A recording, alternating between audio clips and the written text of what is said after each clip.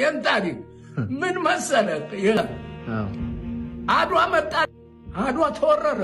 እንዳ ስላሴን ያዘው ጣሊያን ገባ ያዘው አድዋን ሲይዘው ራስ ጎበና ነበሩ የጦሩ ኬንያ ያዘመቱ ወደ ኬንያ በፊት ያዘመቱት አድዋ በፊት ጎበና ዳጨ ናቸው ያዘመቱት እሳቸውን ተውና በምን እንደቀሩ አላቅም እሳቸውን ተውና ጎበና ዳጨን ተውና ፊታውራሪ ገበየሁን ሾሙ ለአድዋ አዝማች ንጉሱንም ራሱንም ደጃማቹንም ፊታውራሪው ነው የሚያዘው በጦርነት ጊዜ ከዚያ ፊታውራሪ ገበየሁን ሾሙ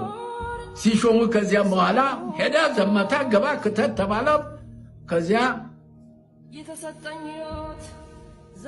የእንዳ ስላሴን ጣሊያን አረከሰው የግባና በሞት የቀድሰው ተባለ ገባ በጎራዴ ሲበለምን ፊታውራሪ ገበየሁን 2 ሰዓት እንደተዋጉ ገደላቸው ጣሊያን ገደላቸው ሲሞቱ ከዚያም በኋላ ጦሩ ይዋጋል ሲሞቱ ደጃይ ባልቻ ይችን ይሰሙና የገሰግሱ ሄዱና በደድሆ ቅጠል ሽፍን ያረጉና ሬሳቸውን ድብቅ ያረጉና ቶሎ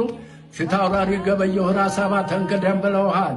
ፊታውራሪ ገበየሁ ራስ መኮንንን የቀድም ያለው ተከተለኝ ብለውሃል ፊታውራሪ ገበየሁ ወደ ኋላ የቀረ አይቀጡ ቅጥ ይቀጣል ብለውሃል እያሉ ደጃይ ባልቻ ያዋጉ ጀመር ሬሳውን ደብቀው ሬሳቸውን የፊታውራሪ ገበየሁ ፊታውራሪ ገበየሁ እንደዚህ አለ ብለውሃል ፊታውራሪ ገበየሁ አይቀጡ ቅጥ ይቀጣል ብለውሃል እያሉ ያንን ያዋጉ ጀመር እሳቸው ከዚያ በኋላ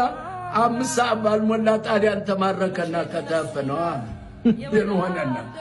ተማርኮ ሲመጣ ፊታውራሪ ገበየሁ ሬሳ ሲያወድቋል ሲያደርጓል እንዲህ ጌታችን ሞቶ የምን ምርኮኛ ነው በለው በጎራዴ ያለ ምርኮኛው ያዙትና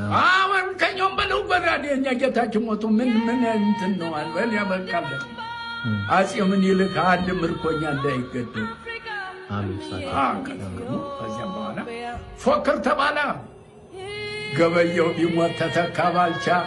መድፍ አገላባጭ ብቻ ለብቻ የተባለ ይሄ ነው